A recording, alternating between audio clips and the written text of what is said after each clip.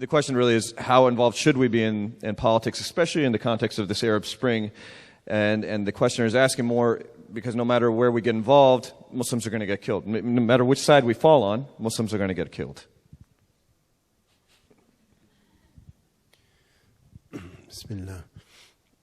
No, I think that anyway we are involved in politics. Anyone who is saying, I'm not involved in politics, is in fact involved in politics. Silence is politics. Not to take a side is politics. So now we need to get the right condition to do it in the right way. First, as it was said, I think the wrong dichotomy is to say when it is said you have to choose a side, this is much more complex than that. You have to study the situation, and at least when you are living in the United States, you have to be involved at many levels by being a committed citizen, to understand what you can do within your constituency, with politicians, with your fellow citizens. To get the information is the first condition. Second is to spread around information. You know, it's just unbelievable the level of ignorance. And even people don't care about what is happening. You know, when it's happening in Egypt, that's fine. They don't know what is happening.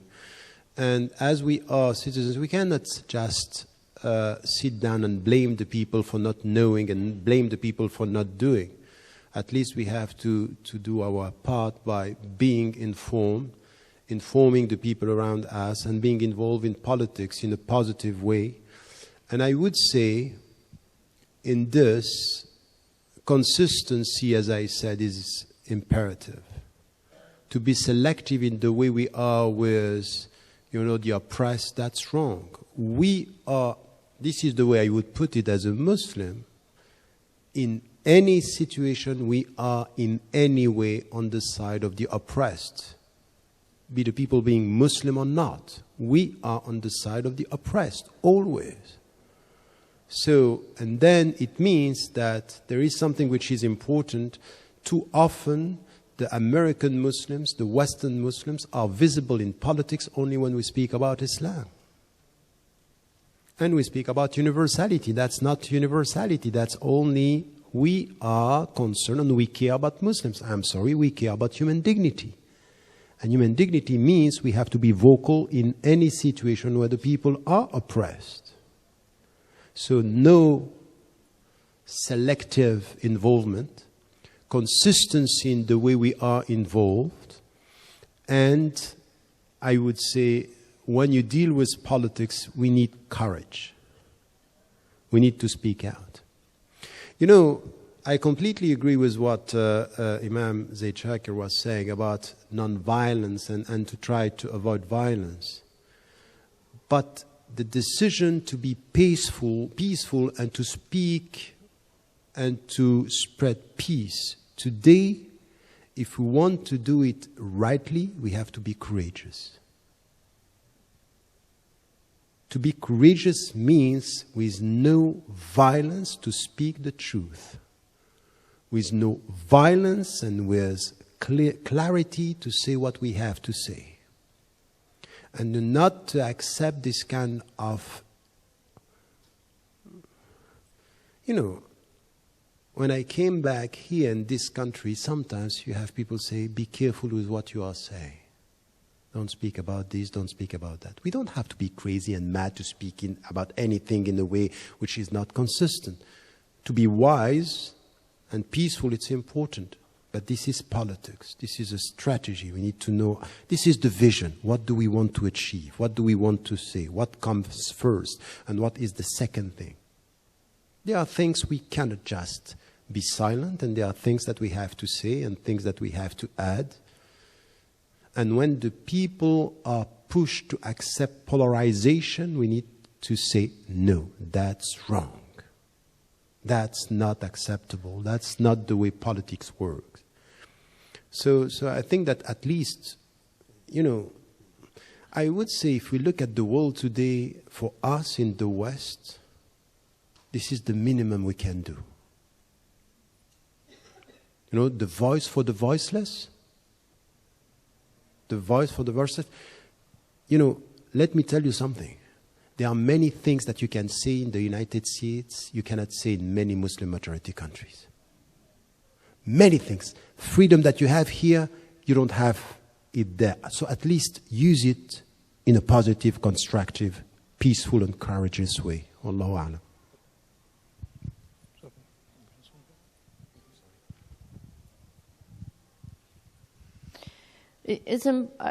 It's really important to understand that politics, what the meaning of politics is. Politics isn't campaigning and electioning. That's a very small part of politics. Politics is about the use of power to further certain interests. And politics and money go hand in hand. And we all have money. We all transfer wealth to our government. The government transfers wealth to other places. There are resources that are collective resources in a nation that are being transferred into the hands of certain interests. And politics is about trying to make sure, good politics is trying to make sure that power and resources are being used for the interests of the whole, that are used not to harm people. And people disagree on what are their priorities. So that's why good people can disagree about whether we spend more on health care or we spend less on health care and we transfer it into some other sector. You can have good people that differ. But we're talking about deep politics. And if we understand deep politics, meaning the exercise of power and the transfer of wealth, we will see that all of the struggles globally are connected. I feel very grateful that when I moved back to Canada last year, that it coincided with a major uprising of First Nations people in Canada called I Don't Know More. And this is an uprising of young people, of women, of youth leaders, of those who are not represented at the official government levels. And they're saying the exact same things that people in Latin America and South America were saying 20, 30, 40 years ago, that Muslims have been saying, that people in Southeast Asia are saying, that the Tibetans have saying. It's the same thing, and it's the same people, corporations, for-profit corporations, whose mandate is to increase profits for their shareholders. That's it. That's their raison d'etre.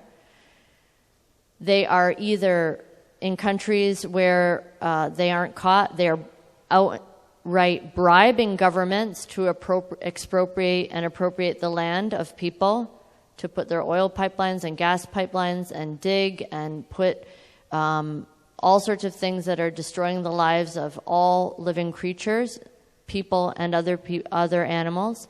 And in democracies, the same corporations are doing legal bribing, which is giving campaign contributions in the name of corporations. If you go down to the same level, it's the same interests. And this is when Imam Zaid talks about Martin Luther King, may God have mercy on him and the vision that he gave, seeing very clearly militarism was at the root of the problem of people in the world. It is the same form of racism, the same form of dehumanization, the same degradation of the earth. And honestly, if we want to be successful politically, we really need to understand what's going on and act in solidarity.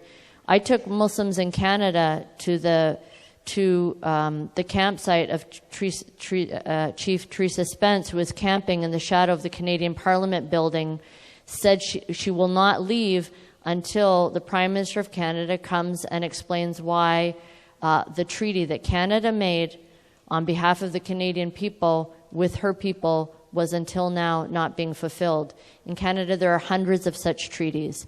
As Muslims, it is haram for us to enjoy illegal profits. It's haram for us to eat stolen from stolen land and stolen goods. That is a huge ethical dilemma for me as a Muslim. I am living on stolen land. Allah subhanahu wa ta'ala repeats over and over for Muslims to fulfill their contracts, to fulfill their covenants. We are not.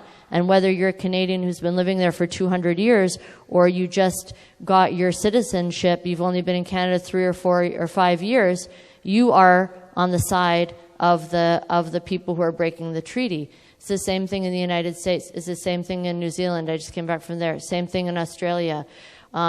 It is a global travesty. And so we are embedded in politics. I'm still a U.S. taxpayer. My money's going for these military purchases.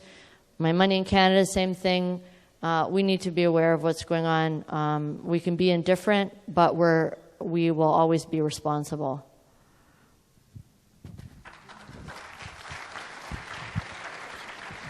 Yeah, to just build on that, I think it's very important for us not to overwhelm ourselves. Right? When we talk about deep politics and issues associated with corporate rape and plunder of the planet and the liaison between the corporation and the military establishment and etc.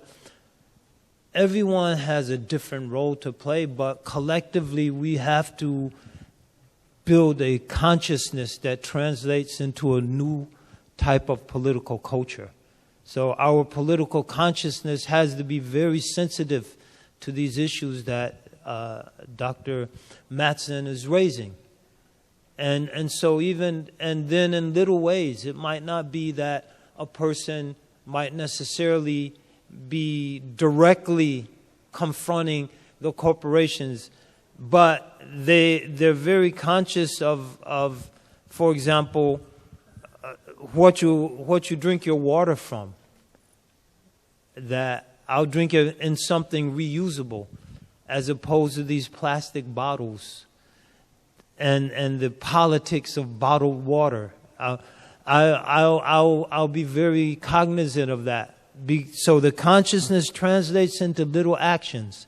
When I hear my child repeating something they heard at school that someone heard on television that's racially demeaning to another, I'll correct the child. I won't let it go unanswered, because there's a consciousness that I've cultivated within myself that might not translate into something exciting or glamorous or heroic even, but it does translate into those little exchanges and interactions that take place hundreds of times a day that collectively can add up to great change in a society.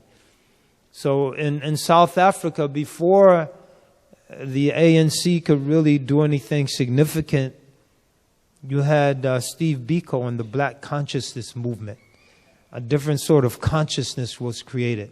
So we have to cultivate a different sort of consciousness that, as Dr. Tariq mentioned, all the speakers here mentioned, that will not allow a Muslim to just live his or her life totally oblivious to the suffering of other people, that in many instances is directly connected to the ease and comfort that we enjoy. We have to be aware, and that awareness has to be the foundation of consciousness. That consciousness, it will become the foundation of a different sort of political culture. The culture that politics, the decisions related to power, how the culture informing that, when it's different sort of decisions will be made, inshallah. Inshallah. Yeah, I personally actually am trying not to buy Old Navy t-shirts, for example, which, you know, the people who make those in Bangladesh might get paid $36 for an entire year of work. You know, so it's something to think about for my $7 t-shirt or whatever it might be.